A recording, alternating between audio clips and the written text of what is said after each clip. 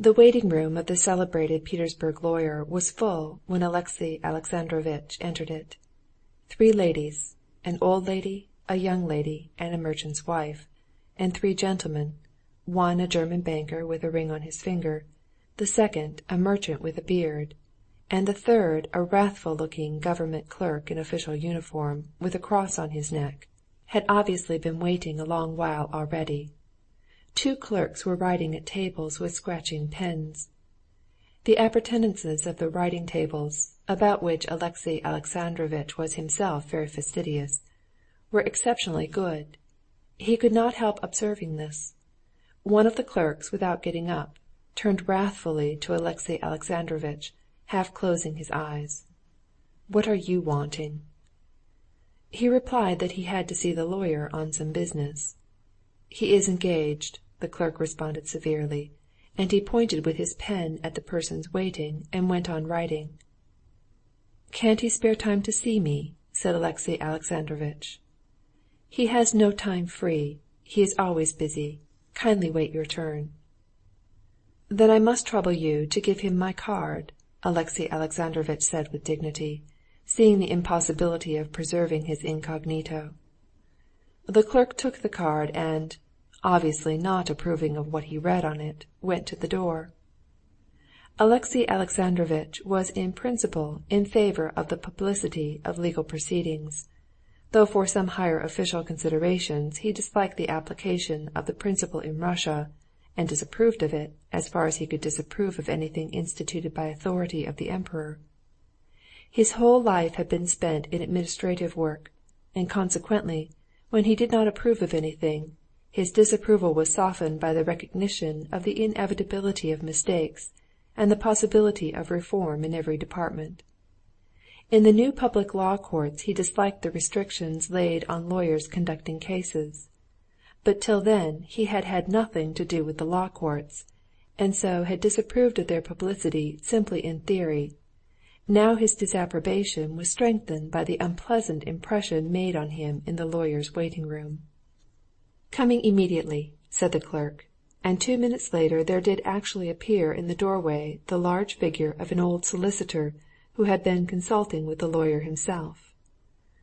The lawyer was a little, squat, bald man, with a dark reddish beard, light-colored long eyebrows, and an overhanging brow. He was attired as though for a wedding, from his cravat to his double watch-chain and varnished boots.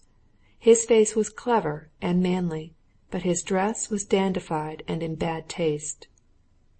"Pray walk in," said the lawyer, addressing Alexey Alexandrovitch, and gloomily ushering Karenina in before him, he closed the door. "Won't you sit down?" He indicated an armchair at a writing-table covered with papers. He sat down himself, and rubbing his little hands with short fingers covered with white hairs, he bent his head on one side. But as soon as he was settled in this position, a moth flew over the table. The lawyer, with a swiftness that could never have been expected of him, opened his hands, caught the moth, and resumed his former attitude. "Before beginning to speak of my business," said Alexey Alexandrovitch, following the lawyer's movements with wondering eyes, "I ought to observe that the business about which I have to speak to you is to be strictly private." The lawyer's overhanging red moustaches were parted in a scarcely perceptible smile. "I should not be a lawyer if I could not keep the secrets confided to me. But if you would like proof—" Alexey Alexandrovitch glanced at his face, and saw that the shrewd gray eyes were laughing, and seemed to know all about it already. "You know my name?" Alexey Alexandrovitch resumed. "I know you, and the good—" Again he caught a moth. "Work you are doing, like every Russian," said the lawyer, bowing. Alexey Alexandrovitch sighed, plucking up his courage. But having once made up his mind, he went on in his shrill voice, without timidity or hesitation, accentuating here and there a word. "I have the misfortune," Alexey Alexandrovitch began, "to have been deceived in my married life, and I desire to break off all relations with my wife by legal means, that is, to be divorced, but to do this so that my son may not remain with his mother." The lawyer's grey eyes tried not to laugh, but they were dancing with irrepressible glee, and Alexey Alexandrovitch saw that it was not simply the delight of a man who has just got a profitable job. There was triumph and joy. There was a gleam like the malignant gleam he saw in his wife's eyes. "You desire my assistance in securing a divorce?" "Yes, precisely so. But I ought to warn you that I may be wasting your time and attention. I have come simply to consult you as a preliminary step. I want a divorce, but the form in which it is possible is of great consequence to me. It is very possible that if that form does not correspond with my requirements, I may give up a legal divorce." "Oh, that's always the case," said the lawyer, "and that's always for you to decide." He let his eyes rest on Alexey Alexandrovitch's feet, feeling that he might offend his client by the sight of his irrepressible amusement. He looked at a moth that flew before his nose, and moved his hands, but did not catch it, from regard for Alexey Alexandrovitch's position. "Though in their general features our laws on this subject are known to me," pursued Alexey Alexandrovitch, "I should be glad to have an idea of the forms in which such things are done in practice." "You would be glad," the lawyer, without lifting his eyes, responded, adopting, with a certain satisfaction, the tone of his client's remarks, "for me to lay before you all the methods by which you could secure what you desire?" And on receiving an assuring nod from Alexey Alexandrovitch, he went on, stealing a glance now and then at Alexey Alexandrovitch's face, which was growing red in patches. "Divorce by our laws," he said, with a slight shade of disapprobation of our laws, "is possible, as you are aware, in the following cases. Wait a little." He called to a clerk, who put his head in at the door, but he got up all the same, said a few words to him, and sat down again. "In the following cases: a physical defect in the married parties, desertion without communication for 5 years," he said, crooking a short finger covered with hair, "adultery," this word he pronounced with obvious satisfaction, "subdivided as follows." He continued to crook his fat fingers, though the 3 cases and their subdivisions could obviously not be classified together. Physical defect of the husband or of the wife, adultery of the husband or the wife. As by now all his fingers were used up, he uncrooked all his fingers and went on. "This is the theoretical view, but I imagine you have done me the honor to apply to me in order to learn its application in practice. And therefore, guided by precedents, I must inform you that in practice cases of divorce may all be reduced to the following. There's no physical defect, I may assume, nor desertion?" Alexey Alexandrovitch bowed his head in assent. "May be reduced to the following: adultery of one of the married parties, and the detection in the fact of the guilty party by mutual agreement, and, failing such agreement, accidental detection. It must be admitted that the latter case is rarely met with in practice," said the lawyer, and stealing a glance at Alexey Alexandrovitch, he paused, as a man selling pistols, after enlarging on the advantages of each weapon, might await his customer's choice. But Alexey Alexandrovitch said nothing, and therefore the lawyer went on. "The most usual and simple, the sensible course, I consider, is adultery by mutual consent.